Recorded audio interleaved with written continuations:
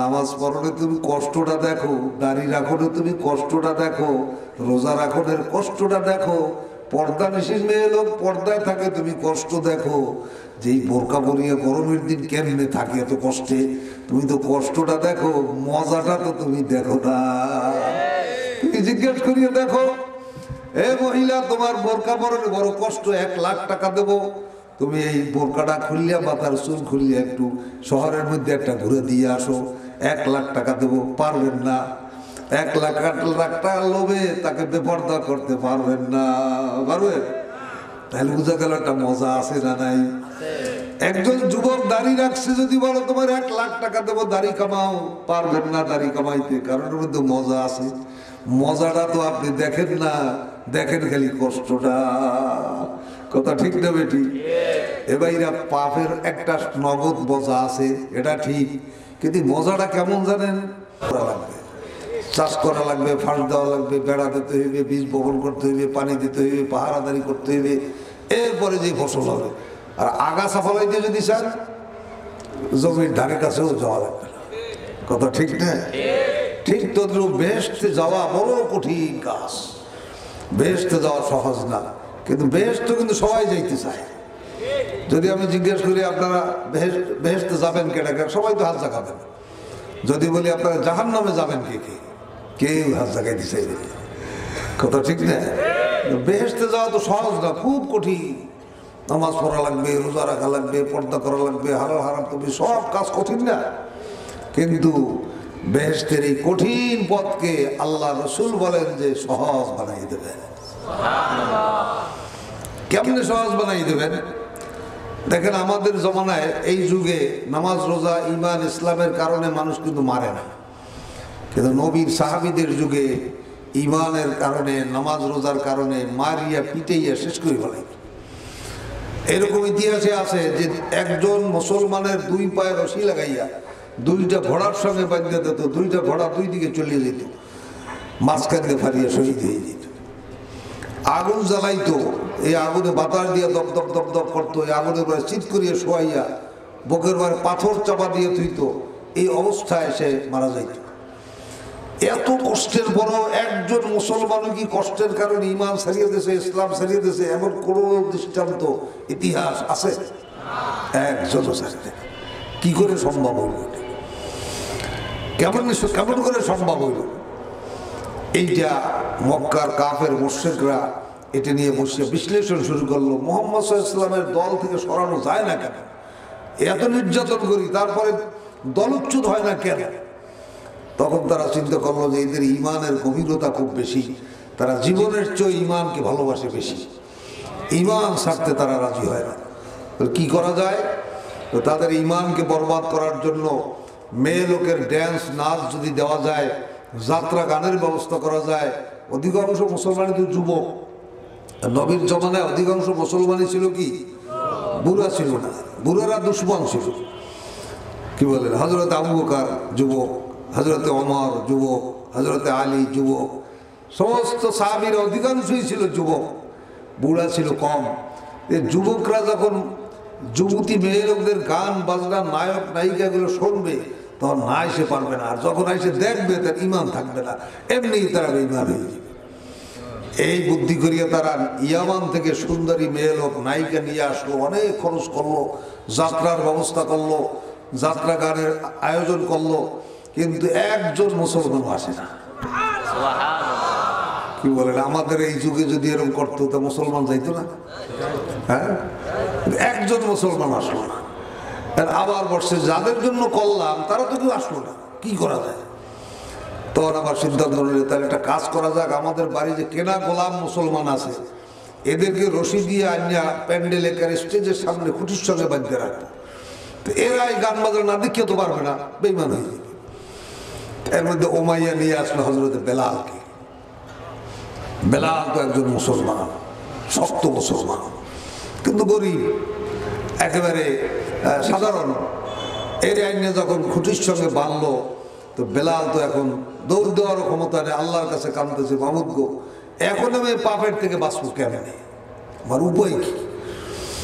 বান্দা যখন আল্লাহর ভয় অস্থির হয়ে যায়, আল্লাহ তাআলা পাপের থেকে বাঁচার পথ খুলিয়ে দেন। এটা আল্লাহর ওয়াদা। যখন এরকম স্টেজের সামনে পাপের কাজের মধ্যে বাধ্য করা হলো, তখন আল্লাহ পাক রব্বুল আলামিন বেলালের চোখের মধ্যে ঘুম দান করলেন। ঘুম দান করার মালিক কে? আল্লাহ। ঘুম কিন্তু আল্লাহর হাতে। ওয়াজআলনা নাওমাকুম সুবাতা। খালি ঘুম দেয় নাই, ঘুমের মধ্যে স্বপ্ন দিয়ে দিয়েছে।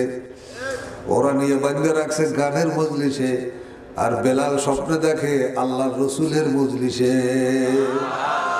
নবীজি বয়ান করতেছে, নবীজির চেহারার দিক তাকাই তাকাই বয়ান শুনতেছে। আল্লাহ পারে না? পারে না? তাহলে কঠিন অবস্থায় আল্লাহ গুনার কাজ ছাড়া নেকের কাজ করা সহজ বানাই দিতে পারে। এই কথা আল্লাহ বলছেন। যদি আপনারা এই নিয়তে বসতে পারেন, আল্লাহ তাআলা আমাদের জন্য এই ফিতনা ফাসাদের জমানায় বেহেশতের কঠিন পথকে সহজ বানাই দিতে পারেন। আল্লাহর কাছে দোয়া করেন, আল্লাহ তুমি আমাদের জন্য নেকের কাজ করাকে সহজ বানাইয়ে দাও, পাপের কাজ থেকে বেঁচে থাকাটা সহজ বানাইয়ে দাও। সকলে বলুন আমিন। আমিন। ভাইরা আমার, ওয়াজ নসিহত আপনাদের সবাই কিন্তু জানা, কি বলেন? আচ্ছা, নামাজ পড়া ফরজ, এটা আপনারা জানেন না? সবাই জানেন না? রোজা রাখা, এটাও জানেন। পর্দা করা, এটাও তো জানেন। কি বলেন? মিথ্যে কথা বলা হারাম, জানেন না? সুদ খাওয়া হারাম, ঘুষ খাওয়া হারাম, পরের মাল ঠকানো, মাফে কম দেওয়া, মানুষকে ধোকা দেওয়া, সব জানা আছে। কোন কাজগুলি হারাম, কোন কাজগুলি হালাল, কোনগুলি জায়েজ, কোনগুলি না জায়েজ, এ কিন্তু সবাই জানে। বাকি আছে কি? শুধু আমল বা কাজে পরিণত করা। কথা ঠিক না ভাইয়ের আমার? আসলে জানার নাম মুসলমান না, মুসলমান হলো মানার নাম। কি বলে? যে যত জানবে সে যত ভালো মুসলমান হইবে। তাহলে তো গিরিশ বাবুর বড় মুসলমান হওয়ার কথা। আসলে কোরআন শরীফে তাফসীর লিখি ফেলাইছে। কথা ঠিক না? নরসিংদী 5 দোনা বাড়ি ছিল, একজন হিন্দু মশাই, সে এত জ্ঞান অর্জন করছে, কোরআন শরীফে তাফসীর লিখছে। কি হয়েছে? মুসলমান হয়েছে। জানতে জানতে অনেক মানুষ জানোয়ার হয়ে যায়, মানতে মানতে মানুষ আল্লাহর ওলি হয়ে যায়।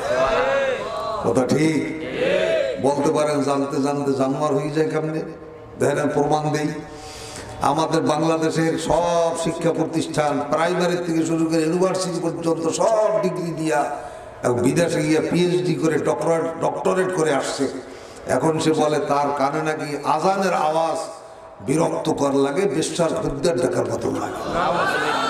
বলেন তো আপনারা, আজানের আওয়াজ কি বিরক্তকর আওয়াজ না মনোমুগ্ধকর আওয়াজ? মানুষ মৃত্যুর পর তার কবরটা মসজিদের পাশে হোক চায় না? আমার কবরটা মসজিদের পাশে হইলে 5 বার আজান হবে, শুনবো, মুসল্লিরা যাতায়াত করবে, কবর দিকে সালাম দেবে, শান্তি পাবো। কথা ঠিক না? কাজী নজরুল পর্যন্ত কবিতা লাগছে, মসজিদেরই পাশে আমার কবর দিও ভাই, সেখানে শুয়ে আমি যেন মসজিদের আজান শুনতে পাই। আর ও বলে কি, ওর কান্ডার আজানের আওয়াজ শুনলে বিরক্তকর লাগে কেন? কান্ডার মানুষের কান্ডার জানোয়ারের কানে। আপনারা দেখবেন, আপনাদের এলাকায় আছে কিনা জানি না, আমাদের এলাকায় আজান দেওয়া শুরু করলে আশেপাশে কুকুর যদি থাকে অস্থির হয়ে ইনে ইনে কান্দে, ঘেউ ঘেউ ঘেউ ঘেউ করে। কি বলে দেখা যায়? ব্যাপারটা কি? আমি চিন্তা করলাম, কারো নামাজ পড়তে ডাকে না, ওর মুশকিল হইল কেন? হাদিস শরীফের মধ্যে একটা জবাব পাওয়া যায়। আল্লাহ রাসূল বলেন, ইজা নুদিয়া লিস-সালাতি ফাআদবারা শাইতান হাত্তা ইজা দারাত। যখন মুয়াজ্জিন আযান আরম্ভ করিয়ে দেয়, শয়তান তখন পলায়ন করে, ভাগে। কোথায় পলাবে, কোথায় আশ্রয় নেবে? কুকুর নাপাক, এই নাপাকের মধ্যে যে আশ্রয় গ্রহণ করার চেষ্টা করে, এই জন্য কুকুর শয়তানের যন্ত্রণায় অস্থির হয়ে কান্দে। আর একটা কারণ পাওয়া গেল, নবীজি বলেন, ফাবালা শাইতানু আলা উযুনিহি, শয়তান যাইয়া বেনামাজির কানের মধ্যে পেশাব করিয়ে দেয়। শয়তান পেশাব করে কোথায়? বলেন, বেনামাজির কানে। বলেন, শয়তান পেশাব করে কোথায়? জোরে বলেন না, শয়তান পেশাব করে কোথায়? বেনামাজির কানে। তো বেনামাজির কানে শয়তানের পেশাব করলে কানে আর ভালো আওয়াজ ভালো লাগে? তখন খারাপ আওয়াজ ভালো লাগে, আজানের আওয়াজ আর ভালো লাগে না, বিরক্ত লাগে। তাইলে আজানের আওয়াজ বিরক্ত লাগা, এটা মানুষের কান না, এটা জানোয়ারের কান হয়ে গেছে। কথা ঠিক? আবার অনেক মানুষ লেখাপড়া কিচ্ছু জানে না, কিন্তু আল্লাহ বলি গ্রামে গঞ্জে এরকম পাওয়া যায়। কথা ঠিক না বেটি? আমাদের বরিশাল অঞ্চলে এক ব্যক্তি ছিল, কামলা খাটতো, মানুষের বাড়ি জোন খাটতো, কিন্তু আমল করতে করতে এত বড় আল্লাহর ওলি হয়ে গেছিল, যা দোয়া করতো আল্লাহ কবুল করতো। একবার অনাবৃষ্টিতে একবার সমস্ত এলাকা পুড়িয়ে গেছে, খেত খামার সব শেষ, মানুষ গরু সব জীব জানোয়ার ওষ্ঠাগত মৃত্যু মুমূর্ষ। এই সময় সব মানুষ ধরছে, মুসল্লি সাহেব একটু আল্লাহর কাছে দোয়া করেন, আল্লাহ একটু বৃষ্টি দেয়। তো মুসল্লি সাহেব দোয়া কালাম কিছু জানে না, রব্বানা জালামনা রব্বানা আতিনা, আরবি টারবি কিচ্ছু জানে না। আল্লাহর কাছে তো আরবিতে বলা লাগে না, বাংলায় বললেও তো আল্লাহ বোঝে। আল্লাহর কাছে কয়, আল্লাহ তুমি বৃষ্টি না দিলে তোমার বান্দাদের কষ্ট হয়। এই বিনেই বিনেই কইতে কইতে একের মজলিসের মধ্যে মোনাজাতের মধ্যে বৃষ্টি শুরু হয়ে গেছে। মুস্তাজাবুদ দাওয়াত, এই যে মানতে মানতে আল্লাহর ওলি হয়েছে না, জানতে জানতে। আচ্ছা, এই মজলিসে আমরা যারা বসছি এর মধ্যে যা যা আমরা জানি সব যদি মানতে পারতাম, সবাই আল্লাহর ওলি হয়ে যেতে পারতাম না? কি পারতাম না? কিন্তু মানতে পারি না। কারণটা কি? এই কারণ সম্পর্কে আমি দুই একটা কথা বলি ভাইয়ের আমার। একটা কারণ হলো, আমার ধারণা মতে যত নেকের কাজ আছে সব নেকের কাজের কষ্ট নগদ, পুরস্কারটা বাকি। কি বলেন? নামাজ পড়বেন কষ্ট নগদ, রোজা রাখবেন কষ্ট নগদ, পর্দা করবেন কষ্ট নগদ, জিকির করবেন কষ্ট নগদ, দাড়ি রাখবেন কষ্ট নগদ, পুরস্কার বাকি, পুরস্কার বাকি, পাবেন পরে।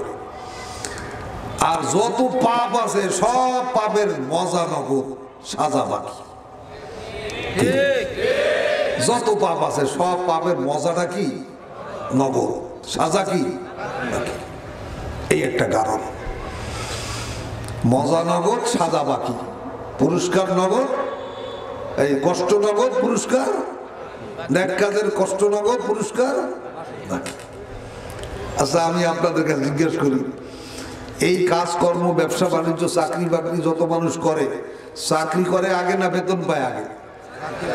সারা মাস চাকরির কষ্টটা মজায় পরিণত হইয়া যায় বেতন পাওয়ার আশায়। কথা ঠিক কিনা?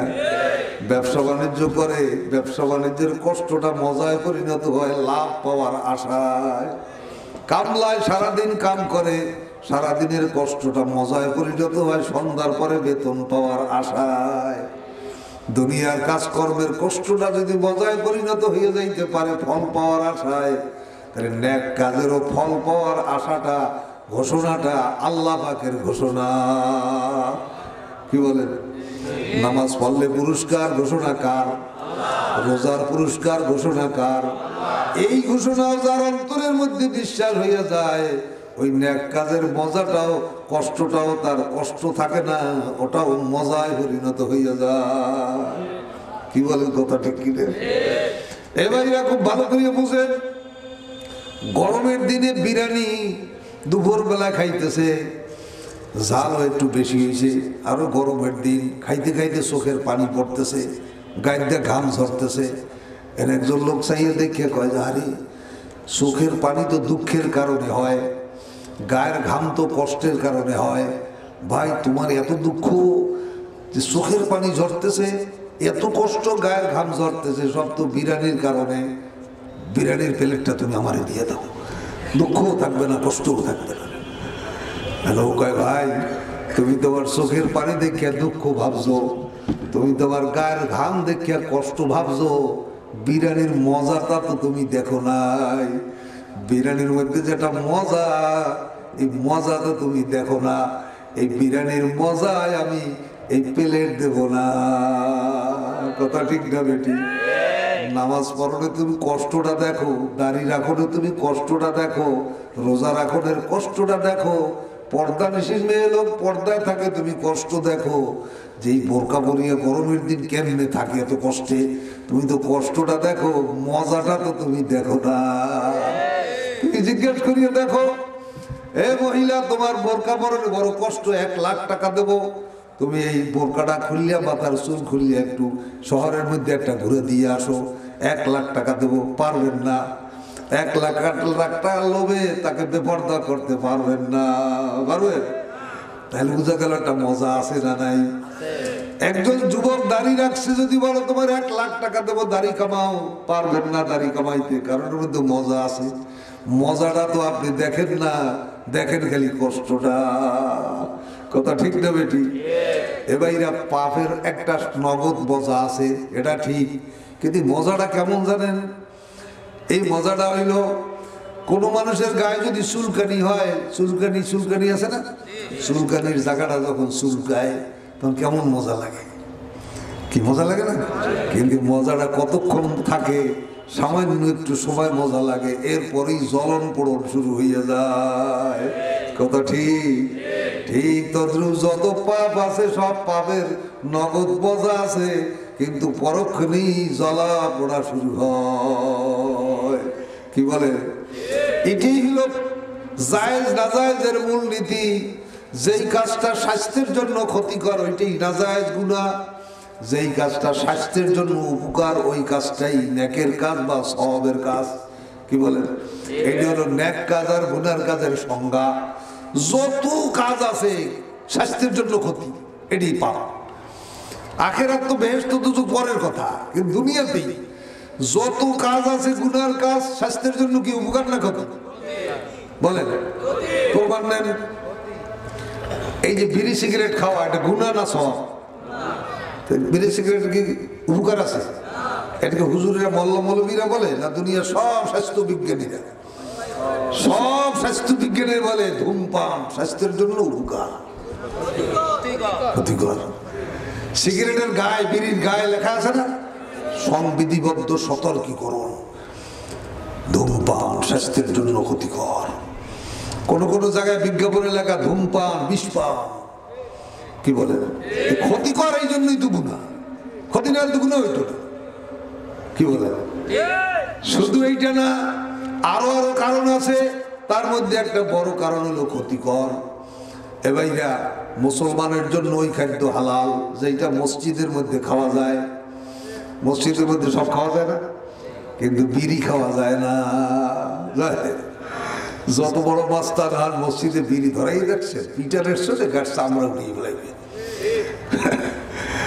কিন্তু পায়খানার মধ্যে কোনো খাদ্য খাওয়া যায় না, একটা জিনিস খাওয়া যায়, তা হইল বিড়ি।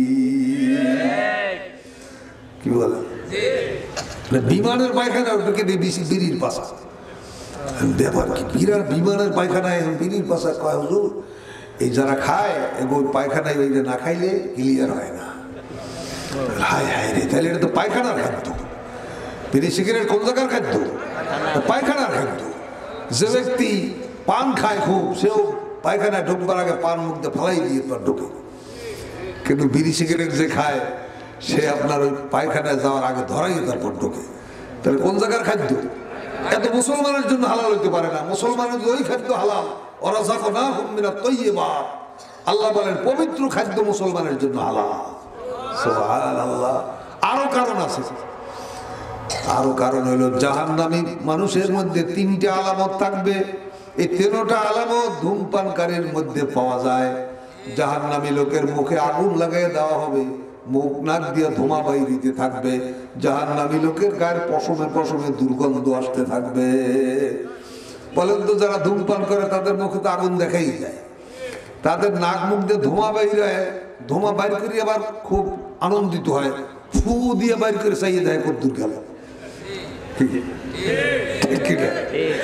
আর গায়ের দেশে দুর্গন্ধ আসে তা তো আর বোঝানোর দরকার নেই। এমন দুর্গন্ধ স্বাদে গন্ধে অতুলনীয়, পায়খানার সঙ্গে তুলনা হয় না। মাঝে মাঝে নামাজের সেজদায় গেলে পাশে যদি লোক পুড়িয়ে যায়, সেজদার মধ্যে সুবহানাল্লাহ আলা যখন কয় তখন তো গন্ধর বাইরে, তখন তো আপনার নামাজ ছাড়িয়ে দৌড় দেবো না কি করবো দিশা বাইরে। এমন মারাত্মক দুর্গন্ধ যে টাকাটা পকেটে লায়, টাকাটাও জামানা গায়ে দেয়, জামানা কেন এই মোসাফা করে একটু লাগাই যায়, হাতে দিয়ে গন্ধ আসে। ভাই চিন্তা করছেন? আল্লাহ রসুল বলছেন মসজিদের মধ্যে পেঁয়াজ খাইয়া যাবা না, কারণ পেঁয়াজের দুর্গন্ধে ফেরেশতারা কষ্ট পায়। আচ্ছা বলেন তো, পেঁয়াজের দুর্গন্ধ কি সহনীয় না অসহনীয়? সহনীয়, সহ্য করা যায়। এতটুকু সহনীয় গন্ধ যদি ফেরেশতারা কষ্ট পায়, ধূমপানকারীর যে অসহনীয় দুর্গন্ধ, এতে কি ফেরেশতারা কষ্ট পায় না? মনে রাখবেন, যারা ধূমপান করে তাদের সঙ্গে রহমতের ফেরেশতারা থাকতে পারে না। আর রহমতের ফেরেশতা যার সঙ্গে থাকতে পারে না, তার ঈমানের সাথে মওয়াত নসিব কোনোদিন হবে না। বেঈমান হয়ে মারা যাবে। নামাজ পড়ে, ধূমপান করে, এই ঈমানের সাথে মরতে পারবে না। এত বড় মারাত্মক ক্ষতিকর জিনিস, এরপরও খাবেন। আল্লাহ আপনাকে বুঝ দান করেন, বলেন আমিন। যেটাই ক্ষতিকর ওইটাই হলো পাপ, যেটাই উপকার ওইটাই হলো নেক। ভাইরা আমার, এই পাপের কাজ আর গুনার কাজ সম্পর্কে মৌলিক ধারণা যখন একটা মানুষের হয়ে যাবে, সে আর কোনোদিন পাপের কাজ করতে পারে না। তবে বুঝে কিন্তু পাপের কাজ ছাড়তে পারে না। কেন ছাড়তে পারে না? কারণ হইল ওই বিবেকটার মধ্যে পর্দা ভরিয়ে যায়। বিবেকটার উপরে পর্দা পড়ার কারণে ভালো মন্দ বিশ্লেষণ করিয়া যাচাই করতে পারে না। কথা ঠিক না? আমার এই প্রসঙ্গে একটা গল্প মনে পড়ছে, বলবো? আমি খুলনায় যে মসজিদের ইমাম ছিলাম প্রায় 35 বছর, চরমনার মরহুম পিসা হুজুর রহমাতুল্লাহ আলাইহি মসজিদে একটা প্রোগ্রাম ছিল, জোহরের নামাজ পড়ে হুজুর চলে যাবে, ওয়াজ না। তো আমার মসজিদের কেশিয়ার সাহেব খুব আলেম ভক্ত, দাড়ি কামায়, সিগারেট খায় খুব, একটার পর একটা চেইন স্মোকিং যাকে বলে। তো এখন আমার এসে হুজুর, চরমনার হুজুর নাকি এখানে আসবে, জোহর পড়বে। আমি তো একটা মারাত্মক বিপদে আছি, একটু দোয়া নিয়ে দেবেন। কি বিপদ? আমি তো এরকম সিগারেট খাই, কিন্তু আমার স্ত্রী খায় না। স্ত্রীর সঙ্গে এটি নিয়ে পারিবারিক কন্দল, খুব গোলমাল। কারণ স্ত্রী খায় না, স্বামী খায়, এই অসুবিধা না? এক মুখে গন্ধ আর এক মুখে গন্ধ নাই, দুই মুখে একাত্র হয়ে অবস্থাটা কি হয় বোঝেন? কারণ এই নিয়ে খুব গোলমাল। আমি বহুত চেষ্টা করি বিড়ি ছাড়তে, কিন্তু পারি না হুজুর। হুজুরের কাছে আমার দোয়া নিয়ে দেবেন, আল্লাহ আমার বিড়ি নেশাটা দূর করিয়ে দেয়। বারবার চেষ্টা করছি, পেট ফুললে ওঠে, আমি ছাড়তেই পারি না। নেশা যারা আক্রান্ত হয় তাদের এরকম মারাত্মক। তা আমি শুনে খুব আনন্দ পাইলাম যে এরকম দোয়া তো কেউ চায় না। বিপদ আমাদের দোয়া চায়, এরকম দোয়া কেউ চায়? হুজুর এসে জোহরের নামাজ পড়ছে, ফরজ পড়ছে, সুন্নাত উঠছে। এখন আমি এই আমার খুব মহব্বতের মানুষ কেশিয়া সাহেব, মনে রাখবেন, আলেম ওলামা যারা ভক্তি করে, মহব্বত করে, উসিলা একদিন না একদিন তারা হেদায়েত হয়ে যায়। আর আলেম ওলামাদের সঙ্গে যারা দুশ্মনী করে তাদের কপাল পুড়ে যায়, নসিবে হেদায়েত হয় না। অনেক মানুষ আছে দেখবেন আলেম মহব্বত করে, নামাজ রোজা করে না, উল্টো পাল্টা কাজ কাম করে, কিন্তু আলেম খুব মহব্বত করে, আছে না নাই? এদের নসিবে হেদায়েত হবে ইনশাআল্লাহ। তা আমি বললাম, হুজুর এই খুব ভালোবাসে, মহব্বত করে, কিন্তু এই বিপদ, দোয়া চাই আপনার। হুজুরের মিসকি হাসতেছে, হাজির ফুদিয়ে দিয়েছে। তা আমি মনে করছি এরকম সব মানুষ আসে, ফুদিয়ে দেয়, চলিয়ে যায়, স্বাভাবিক। কিন্তু এর মধ্যে এবং সে তো চলে গেছে। কয় হুজুর আমার দিক তাকাইলো, নজর করলো, একটা ফু দিল, কি হইলো জানলাম না। বাড়িতে যাওয়ার পর থেকে সিগারেটের দুর্গন্ধই আমার নাকে আর সহ্য করতে পারি না। আমি সব সিগারেট ঢেলে ফেলাই দিয়েছি। হুজুর আল্লাহ আমাকে এত বড় বিপদ থেকে রক্ষা করছে। হুজুরে কাছে সুবহানাল্লাহ। দেখেন দি অবস্থাটা। এইটার নাম হলো সোহবাত। এটার নাম কি? সোহবাতে সালেহতেরা সালেহুনান।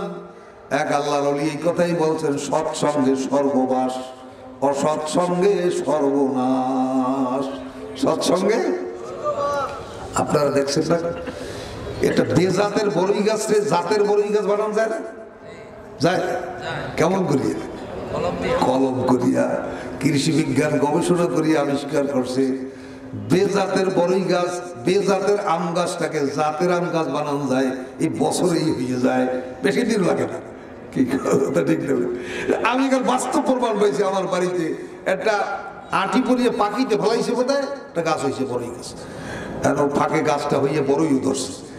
এমন বেজাতের বড়ই, যেমন কষ তেমন টক। ছেলেপেলেরা তো খায় না, পাখি তো খায় না। তো আমি সিদ্ধান্ত কাটতে ফেলাই দিই।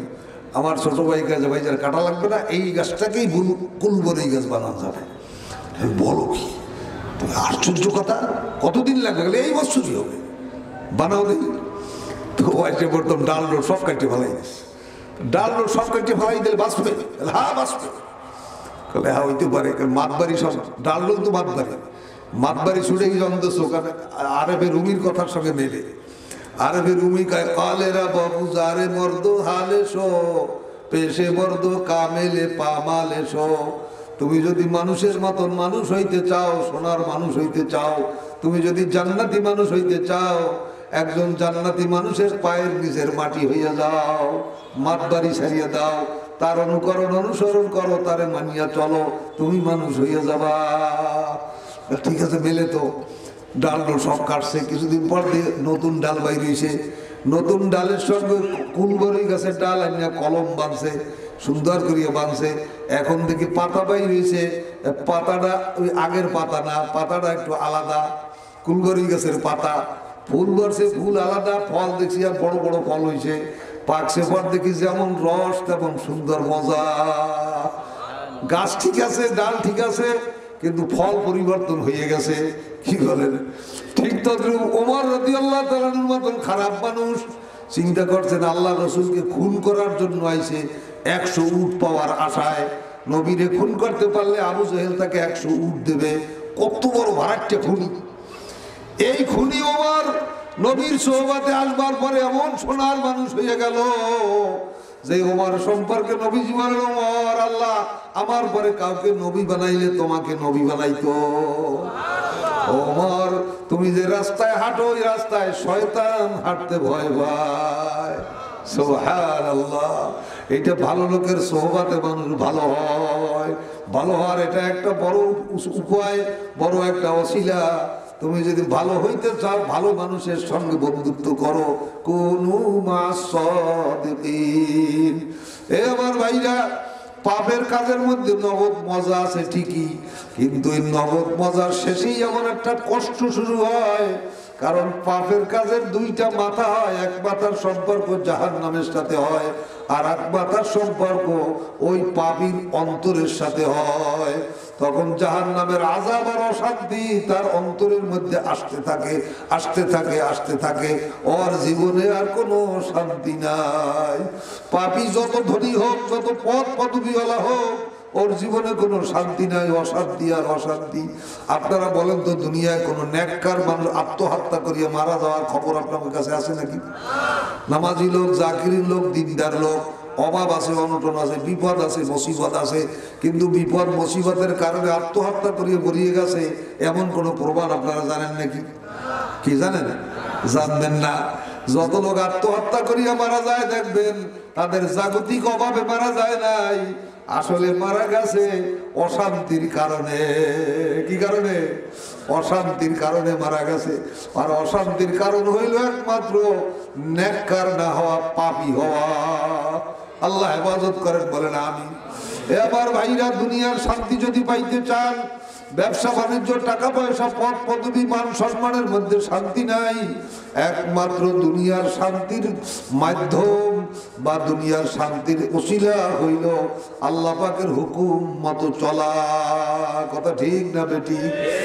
আর যদি আল্লাহর হুকুম অনুযায়ী নেক কাজ করতে পারেন, জীবনের প্রত্যেকটা নেক কাজে শান্তি আসতে থাকবে, শান্তি আসতে থাকবে। নেক কাজেরও দুইটা মাথা হবে।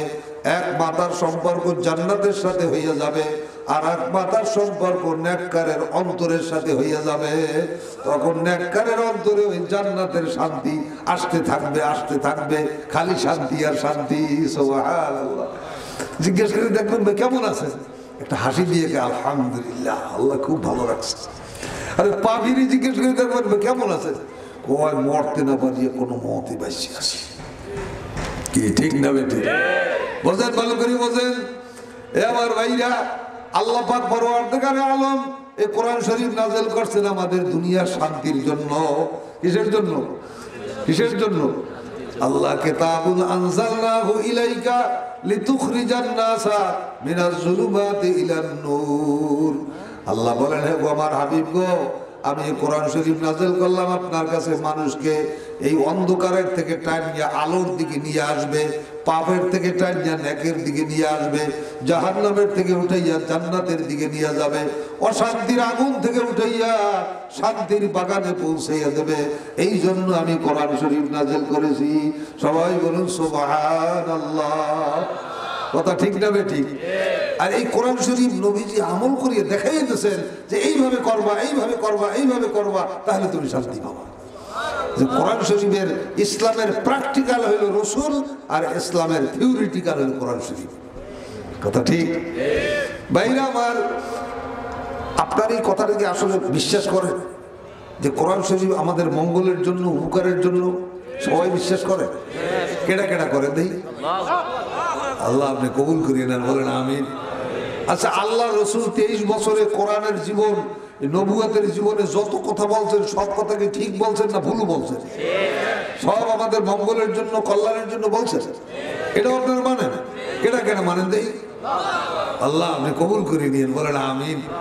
আমি এই প্রসঙ্গে একটা আয়াত পড়ছিলাম শুরুতে, এই একটা আয়াত একটু আপনারা আপনাদের বিবেকের কাছে রাখতে চাই, একটু চিন্তা করেন, এরপরে দোয়া করি তুমি ইনশাআল্লাহ। আল্লাহ পাক বলেন, হে দুনিয়ার মানুষ, লাকাদ কানা লাকুম ফি রাসূলিল্লাহি উসওয়াতুন হাসানা। এই দুনিয়ার মধ্যে যত আদর্শ, মতবাদ, যত নীতি দেখো, এর মধ্যে সর্বশ্রেষ্ঠ নীতি তোমাদের